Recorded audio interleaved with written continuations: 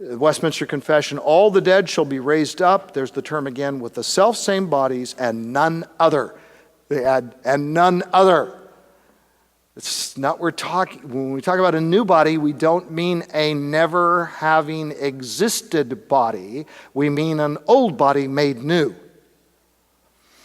And then although with different qualities. In other words, the new body can have all sorts of capacities the old body didn't have. It can have much better vision. It could have a wider range of color recognition. The ears could hear better and hear a wider range of sounds. Like the other day, Maggie started howling and we're going, we don't hear anything. Is there a siren or somewhere or what? And then finally, a minute later, we hear a siren. And so she could hear what we couldn't hear. But we'll be able in our resurrection bodies, no doubt. They'll be much improved. Perhaps we'll be able to do what Jesus did, where he appeared in the room of the disciples, apparently coming through locked doors. But not because he was a ghost, because they felt him and handled him. And he said to Thomas, ultimately, touch me, handle me.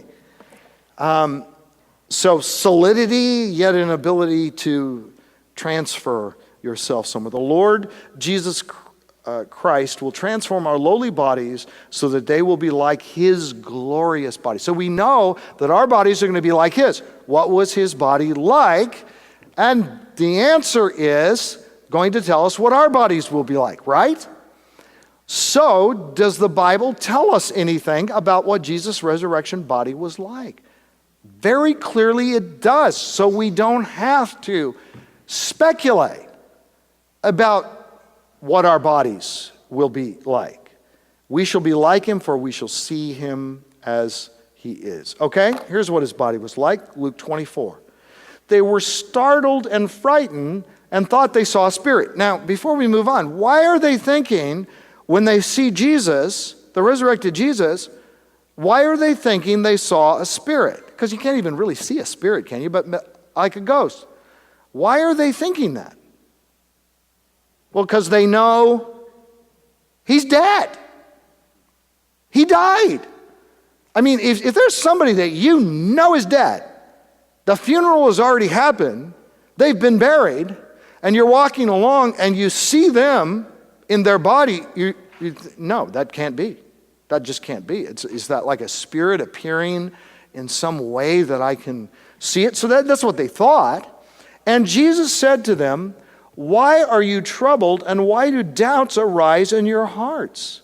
See my hands and my feet, that it is I myself. Touch me and see. For a spirit does not have flesh and bones as you see that I have. So what do we know about the resurrection body? It has flesh and bones.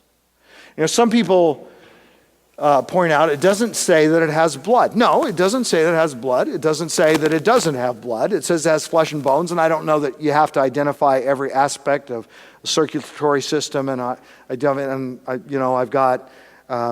I've got a spleen, and I've also got kidneys, and I've got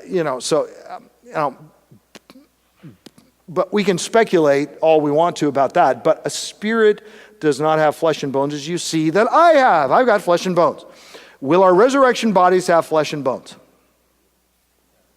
Yes, because we're told our bodies will be like his. His is the first fruits from the dead. Our bodies will be like his.